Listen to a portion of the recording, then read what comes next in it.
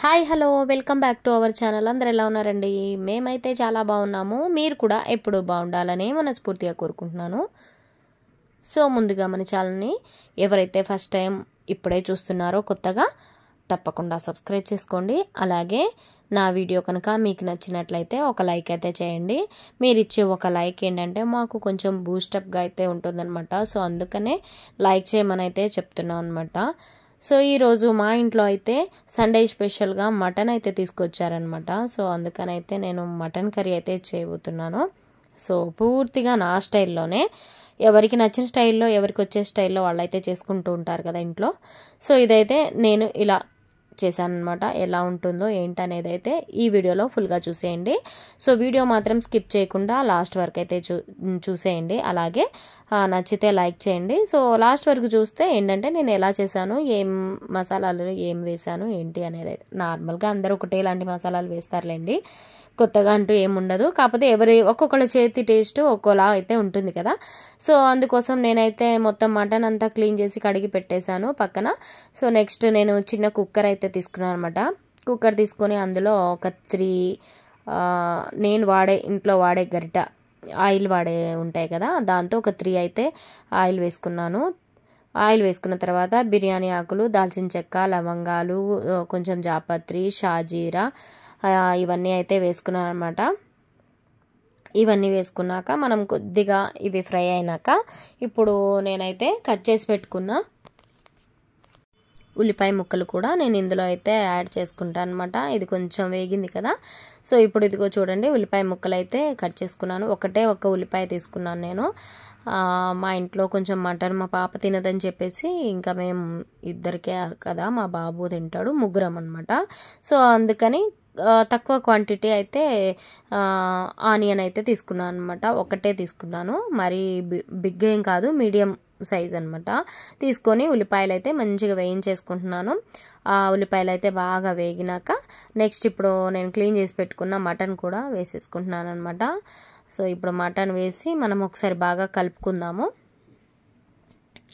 So మా దేవాంశ్ గడ అయితే మటను చికెను అనే తేడా ఏం లేదు, ఏ నాన్ వెజ్ ఐటమ్ అయినా వాడికి ఓకేనే తినేస్తాడనమాట. సో అందుకనే మా ఇంట్లో ఎక్కువ అయితే ఇప్పుడు నాన్ వెజ్లు అయితే చేస్తూ ఉంటాం అనమాట. వాడేంటంటే వెజిటేబుల్స్ అస్సలు ఏ కూరగాయలు సరిగ్గా తినడు. తింటే ఏంటంటే ఒక ఆలు అదొకటే తింటాడు.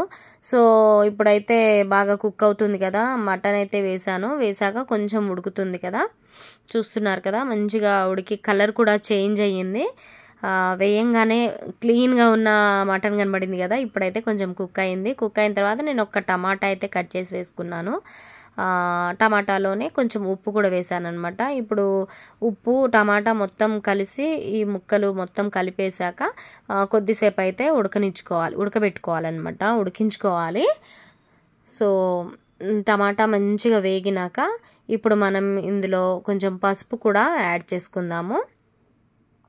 పసుపు వేసుకుంటున్నాను. సో పసుపు వేసుకున్న తర్వాత మనం వచ్చేసి ఇక్కడ కారం కూడా వేసుకుంటున్నాం అనమాట. కారం ఒక 2 స్పూన్లు కారం అయితే వేసుకుంటున్నాము. కారం వేసాక అయితే ఒకసారి దీన్ని బాగా కలుపుకోవాలి నీట్గా. సో అంతకుముందు వీడియోస్లో కూడా చాలాసార్లు అయితే నేను చెప్పాను, ప్రతి వీడియోతో నేనైతే చెప్తూనే ఉంటాను. ప్రతి వీడియోలో ఏంటంటే మసాలాలు కానీ అల్లం వెల్లుల్లిపాయలు కానీ నేను అప్పటికప్పుడే ఫ్రెష్గా అయితే దంచుకుంటాను అనమాట. నాకు అదే కొంచెం టేస్టీగా అనిపిస్తుంది కర్రీకి. మనం అంటే ఫ్రిడ్జ్లో పెట్టుకోవచ్చు అల్లం వెల్లుల్లి పేస్ట్ మిక్సీ పట్టి, బట్ నేను అలా కంటే కూడా నాకు ఇలా ఎప్పటిదప్పుడు చేసుకోవడమే చాలా ఇష్టం అనమాట. సో అందుకని అయితే నేను అప్పటిదప్పుడైతే చేసుకొని అల్లం వెల్లుల్లిపాయలు, ఇంకా హోల్ గరం మసాలా, ఇప్పుడు ధనియా పౌడర్ అని అవన్నీ ఉంటాయి కదా, గరం మసాలాలు అవన్నీ అయితే వేసేసి మిక్సీ పట్టి మెత్తగా నూరేసి ఇందులో అయితే వేసుకున్న తర్వాత ఒకసారి కలుపుకున్న తర్వాత కొంచెం వాటర్ కూడా వేసుకుంటున్నాను.